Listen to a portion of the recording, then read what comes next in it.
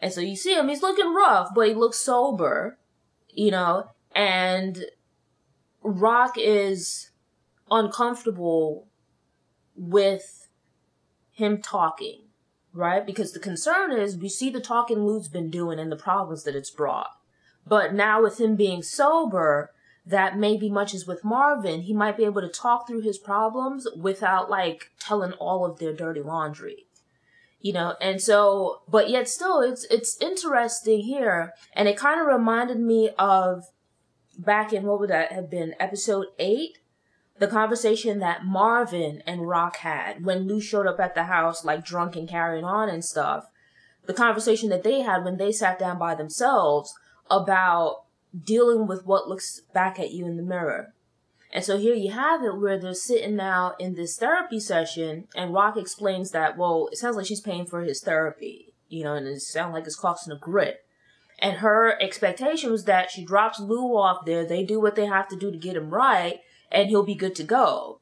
But as the therapist explains is that, no, like Lou has to get himself right. You know, they're just there to listen and to help him, but ultimately it falls to Lou.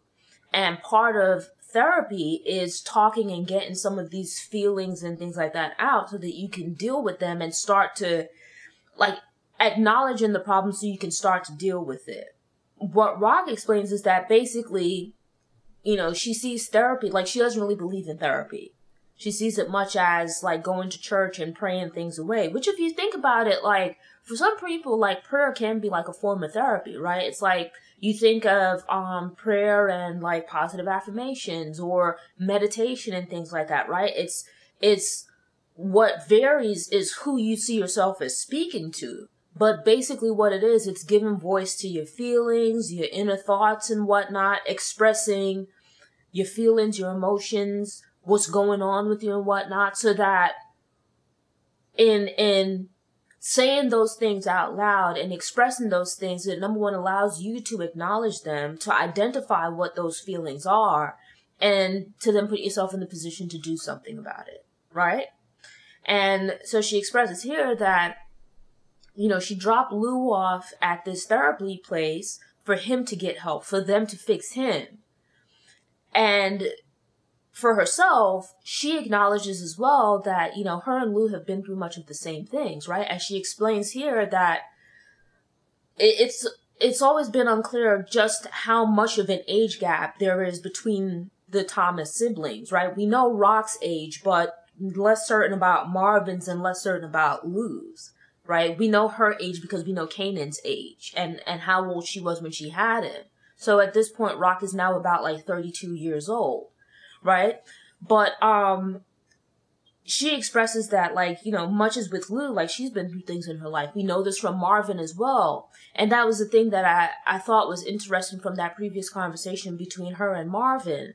Thus far, we saw Marvin last season, he went to anger management, right? And learned some coping mechanisms, which helped him to repair his relationship with Jukebox, where in the first season, he was carrying around all of this anger within himself that was really causing him to get in his own way, that was causing problems in his relationship with Jukebox, that was causing problems in his relationship with both Lou and RAQ. But with him getting help, it allowed him to get out of his own way, to kind of address and cope with some of the problems that he was having, right? And that was those problems at that time. You know, that not even seemingly get into like the problems of what sounds like it was a traumatic and problematic childhood. And so now you have it where Lou has kind of tried to deal with this at the bottom of the bottle. And as we know that Marvin used to use drugs in the past, you know, you have it where Lou drinks. And so now here you have it where it's acknowledged that they've seen and experienced things in their lives, right? Lou has been through a lot, and many of the things that Lou has been through, RAQ has been there to witness and has gone through it with him as well, and then some, right? Because you think about it, they both had this problematic childhood where Marvin was seemingly the one raising them, and they were otherwise trying to take care of themselves because of whatever it was their parents were into, right? But at this point, it's like Marvin has a kid, right? RAQ has a child as well, but Marvin is at least a few years older than RAQ. So he would have likely been, what, like in his late teens, early 20s probably, whereas RAQ had this baby at the age of 15. And at this point, we all know the complicating factors around how she became pregnant, and that seemingly at the age of like 15, 16 years old, she now has this baby that she has to take care of. And, you know, the father is this cop who really honestly chose to ignore the fact that this could have been his baby. And it's like you add that to all the stuff that she was probably dealing with earlier in her life. And then to get into selling drugs, you're killing people and you're doing all of these things that you're carrying with you. So it's like you look at Lou and what a mess he is having to do these things. It's like imagine it for RAQ. Because RAQ's also been through things that Lou has not. And it's like if Marvin needed someone to talk to, and if Lou needs someone to talk to so that they can shoulder these burdens and learn how to cope, you know, you see RAQ is resistant to talking about these things out loud, right? Because she looks at it as, and it's something that you've heard expressed over and over from her, of she goes through things and she feels a way about things, but sees it as that she can't stop to deal with whatever her feelings are, right? Like she's just got to swallow those things and try as best as she can to move forward. And it's like, you see the impact that it yet still has on her and the way that she moves through life, right? There's no way at all. Like, you haven't seen it fully come out, but you can guarantee that, like, RAQ is, like, messed up about this her relationship with Kanan, right? You see much of the same with Lou, right? As it comes out, that the therapist explains that they didn't call her there, right? They told Lou to call the person that was most important to him, and it was her. You know, and as she finally breaks down and says that, like, she loves Lou. You know, Lou is her little brother. And as she expresses, like, she's loved him from the moment he was born. Like, she held him in her arms when he was born. And she's been taking care of him ever since. You know, and it's like, she's important to Lou. She's the most important to Lou. Hence why he's been doing these things that he really hasn't wanted to. But on the flip side of it is that Lou is also important to her. Like, you know, she has Kanan and she has Jukebox and stuff, but it's like, he's important to her, but it's like she shouldered these other responsibilities as well and not really taking the time to deal with her issues, let alone to acknowledge and help him deal with his. So I've been hoping that something of this nature would come about where something would happen. Like, I was hoping this was the conversation that they would have had when she went to see Lou at the club. You know, and we saw what a spiral that sent him down. You know, but that they would sit down and finally have, like, the conversation that needed to be had. And it's like, maybe in starting to have this conversation with Lou, that it might also open up an opportunity for her to finally sit down and have the conversation with Kanan that she needs to have with him. You know, explaining things to him about, you know, how it was that about, number one, admitting to it that, yes, Howard is his father, and to stop lying about it. And then as well to explain herself and her rationale, because really that's the stumbling block in her relationship with Kanan. Like, we as the audience, we see more of what goes on. We see everybody's story, but the other characters don't necessarily. So we better understand, like, characters' motivations and why they do things. We're kind of like, what is it? Is it omnipresent, right? Where we have a better understanding of what's taking place while other characters do not. And so with that, you have a better understanding of RAQ. Like, RAQ feels more fully formed, whereas to the other characters within this world, she might seem more one-dimensional or just, like, cold-hearted, and you realize that's not really the case. So I'm hoping that with her having this conversation with Lou, that maybe, given time, and if the show lasts long enough, that we'll see her start to have those conversations with herself. Because you see little inklings of it, right? Like, we used to see those conversations with her in Symphony and with her in Jukebox, right? She made mention in the last episode when she met up with Jukebox, this thing of her realizing the more that time goes on, how little she knows about everything.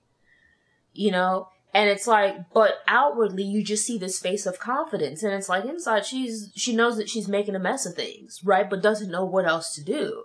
So hopefully with Lou getting some help, and with Marvin having gotten help, and hopefully with Lou it helping him to deal with his demons, that in time we'll see that with RAQ as well. And I think that would offer an opportunity to, with them coming to terms with where they are now, they'll have to deal with their past. And then for us as the audience, we'll get like the backstory on them as far as how they came to this point. Because from the very beginning, I've been curious about it. Like, we've seen and we've heard little hints and breadcrumbs being dropped along the way, but we haven't gotten the full story. Like, exactly what was the deal with their parents, you know, and how was it that RAQ was carrying on, you know, like this statutory rape relationship with this grown man at the age of 15, where were her parents?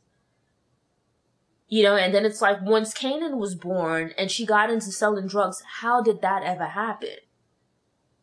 Where were their parents? And what was going on? What exactly happened to their father? And why is it that the mom is such a mess? Listen, man. Don't have me out here about to cry over these people. The whole thing with Lou and RAQ, make it feel, you know, you get that feeling in here, you know, your throat start itching and stuff. The whole exchange with them was sweet. You know, like you know, when he walks her outside to see her off and whatnot, the conversation where she admits that, like, yeah, because RAQ been giving Lou the blues for a good little while now. You know, but as she admits, much as the counselor pointed out, that some of that anger that she was expressing was like, they really hurt. You know, it's hurt, but it's coming out aggressively. That, you know, she's worried about Lou. She's hurt and upset that he's hurt and upset, but lacking the means or the tools or what have you to deal with what he's dealing with, or to help him shoulder that burden. Her frustration instead comes out as anger. And it's like, if you think of it, it's the same thing with Marvin that Marvin expressed to Jukebox last season when he apologized to her, that a lot of the tension in their relationship from the first season that then, you know, turned into this explosion, this fight between Marvin and Jukebox, was him feeling angry and frustrated about other things. A large part of it was probably being a single dad and Jukebox's mom, like the way that things ended with her and whatnot, and her just leaving him there with this kid. You know, some of that anger and frustration unfairly coming out in his interactions with Jukebox, you know, and resulting in this strained relationship between them, you know. And so here you have it as well, where RAQ explains that some of that anger and aggression and some of the things that she'd said to Lou and whatnot was really not anger. It's not that she hates Lou, like, she loves him. That's her little brother, you know, but rather frustration with the situation and not knowing how to deal with it in a healthy manner. And so it's like the exchange between them where pretty much she accepts accountability for it, and she turns around and actually apologizes to him, you know, and tells him that she loves him, was like, this is some good damn writing, man. You know, it's some good writing. It's like, you know, for the, like, I've said it in other videos where it's like, in the first season, like, RAQ was a problem in the streets, right? But that was balanced with, like, her soft side at home, right? Where you didn't doubt that she loved Kanan, that she loved her family. You saw her with Jukebox and Kanan and Symphony. Like, she has a capacity to love. But then it's like, from the ending of the first season throughout the second season, it was like we were just getting like this hard street rock where it's like there was no balance to it. You know, and you started, I know I started feeling a kind of way towards the character, even into this season with some of the stuff that she was doing. But then it's like, now you see this side of it where she's like explaining herself better. And, you know, like in the same way that the other characters feel hurt and angry, like she does too. You know, she's carrying, like she does have feelings, you know, and she's carrying her own hurts and pains and things like that. It's just that she thinks that she's burying them.